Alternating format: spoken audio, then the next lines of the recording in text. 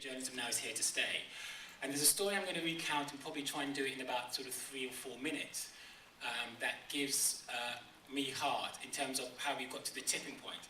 And it goes something like this. If you look back on around sort of late 1800s, early 19, the art movement was incredible. I mean, art as we knew it in modern day art was an industry in itself. They used something called the camera obscura a lot of the times to perform and to perfect their art. It's a small pinhole camera which projects an image which they then trace and then they paint over that. But around the turn of the century, around 1900, the actual camera itself sets in, and it leads the art industry to say, oh my God, we are out of jobs, this is going to be terrible.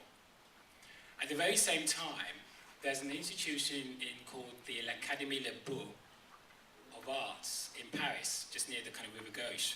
And they are grey men in grey suits that decide who's going to exhibit. You know, oh, we like your art, this is very nice, Euclidean geometry, great, you go over there. And you know, if you're a young buck and you come up and you're trying something new, no, it's terrible, go. But 3 artists dare to show their wares. They are Manet, Monet, and Cézanne. Manet comes up with an incredible piece of art called Boating, where he hides the perspective. Because at that time, you had to have perspective, everything had to be linear. And he does something else as well. The proportions of the human form are not there. Monet then comes up with his own iteration. His is lilies and the haystack. Again, 2 big daubs of paint. And then you've got Cézanne with his kind of apples and live baskets and then still life. And what all these artists were doing was completely messing about with perspective. The French Academy hated it. So much so that basically you're ostracized, you will never exhibit your work ever again. Those 3 artists were responsible, not just them alone, because you then have people like Van Gogh, and the whole movement then follows of Impressionism, and from there you get Cubism, you get a whole load of isms that follow. But what that does is it breaks art into little pieces. Now anyone can do art, because you don't have to have the perfection to be able to do the human form. There's a great parallel here with what's going on in video, because now everyone else is interpreting how they do video. And it's no longer grey men in grey suits saying it has to be absolutely this. The net's allowed for that, but it's the sway of video journalists, and I'm not talking about me, but the sway of everyone doing this that's got to this kind of tipping point. And I think that's incredible. Multimedia journalism. I think multimedia journalism is combining all possible forms of media together to express stories in a visual vernacular. To me, I go back to Marshall McLuhan's idea that multimedia is really a throwback to the dawn of time when man was communicating via oral storytelling and cave painting as principal ways of expressing stories. And I think multimedia is merely the modern technological equivalent.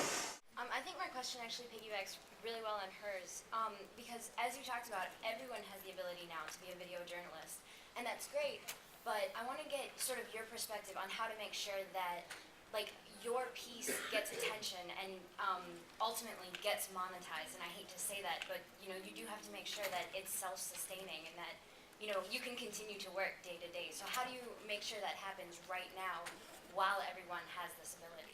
Live, instant, on Ustream, quick video, live journalism, and the immediate feedback from the audience and the journalist's role in responding to that. Aesthetics, timing, and technology. How you're using high-A to create your effects with the time constraints that you have. That bit you talked about with the BBC taking this really dense information and making it into a drama. How would you do that if you're known for making very dense textual information and you want to incorporate a more stylistic element into it without sacrificing your credibility? Okay. Does aesthetics drive the subject matter? You want to go now into the semantics of Kant, Sartre, Ferdinand Saussure. We could have a really big philosophical argument about that one. It's the combination of the aesthetics and the narrative. You still have to have a very strong narrative. But the thing about the aesthetics is that sometimes if the story is strong and the visual narrative is strong, if the pictures are strong, you often don't need to fight the pictures with the words. but it won't work for everything. It's one of those things where you have to feel it. You'll know it when you see it.